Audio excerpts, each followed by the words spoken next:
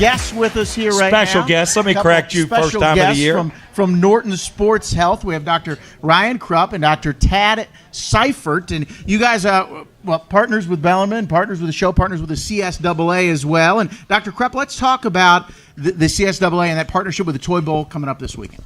We're very excited to be a part of the CSAA partnership, not only for taking care of athletes and part of our system, but also being involved with education of athletes and parents and trainers and things like concussion management and nutrition, off-season training, things like that. Try to ways to avoid injury.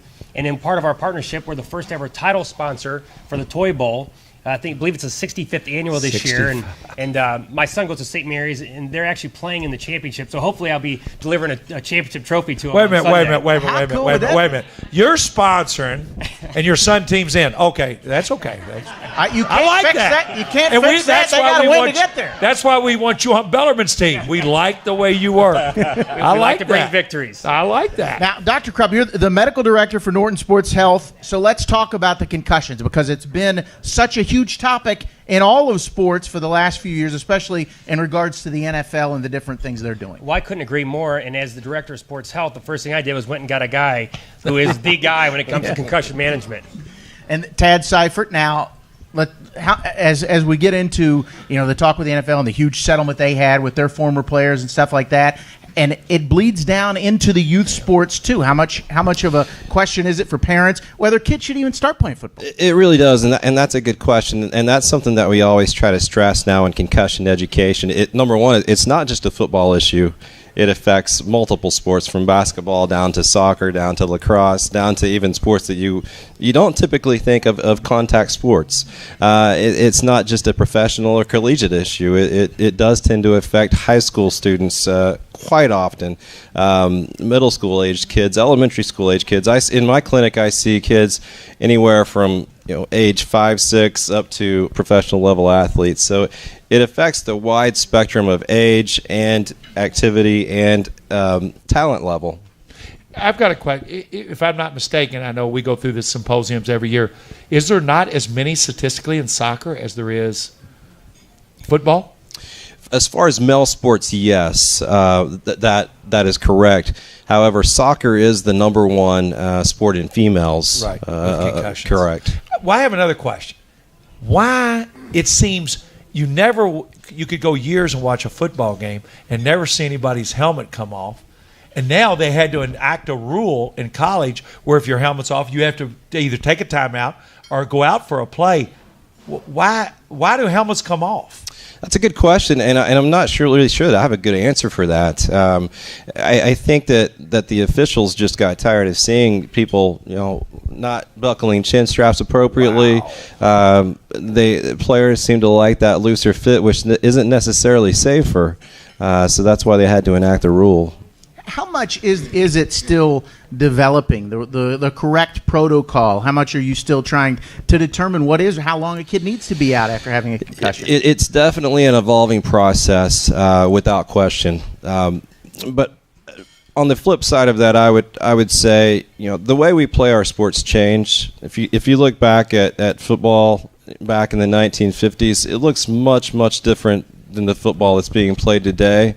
Much like I suspect football 50 years from now will look much different than it does now.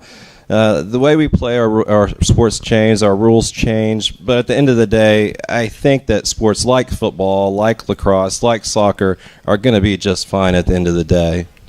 I hope so. But I think education is the key. Absolutely. We have to know. And we've had issues like many basketball teams.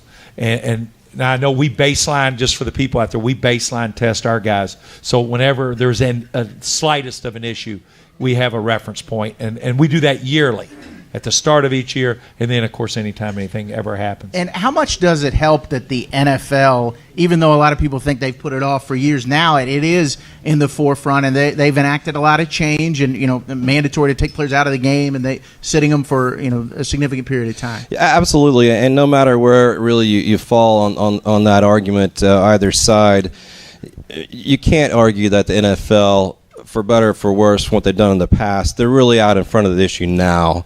They're leading the way now. They're providing that leadership to collegiate and high school and elementary school aged athletic programs, showing them that there is a right way that this can be done going forward. And as we get ready for this big weekend with the Toy Bowl coming up, how excited are you, and how much has that relationship helped also to, as you foster that relationship to help, keep kids aware of their injuries and to keep them healthy, keep them on the field, keep them playing? Well, I think it's great, not being from Louisville originally, to watch the amount of enthusiasm and energy that goes around the Toy Bowl. It's funny, you talk to guys that played 30 years ago, and they're still talking about on this cold Saturday in 1993, and Will Wolford still says, our friend Will Wolford still says, playing in the Toy Bowl, though, one of his he played in 3 Super Bowls.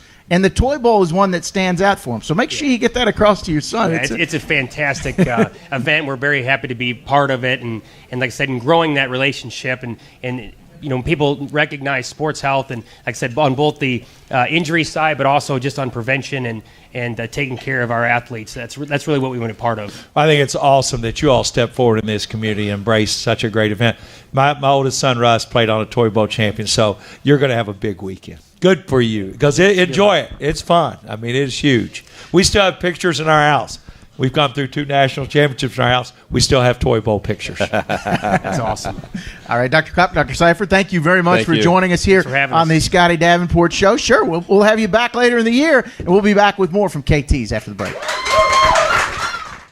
The Scotty Davenport Show is brought to you by Norton Sports Health.